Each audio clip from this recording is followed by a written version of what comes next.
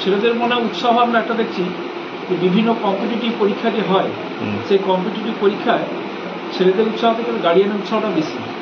Guardian নিশ্চয়ই সজাগ আছে, সে সজাগ থাকার জন্য তার বাচ্চাদেরকে তৈরি করেছে, এই বাচ্চাই চাইছে পরীক্ষা দিতে। তার সে মাধ্যমটা হচ্ছে আমরা কারণ প্রতি বছরই এটা একটা ট্যালেন্ট সার্চ পরীক্ষা করি।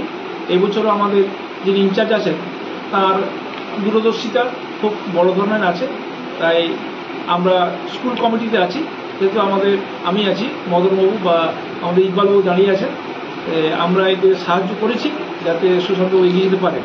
সেই হিসাবে দেখছি যে এই বছর আমাদের প্রায় কাছাকাছি 350 মতো ছাত্র পরীক্ষা দিচ্ছে আর কি, যেটা 1 থেকে 10 অবধি পরীক্ষা হচ্ছে।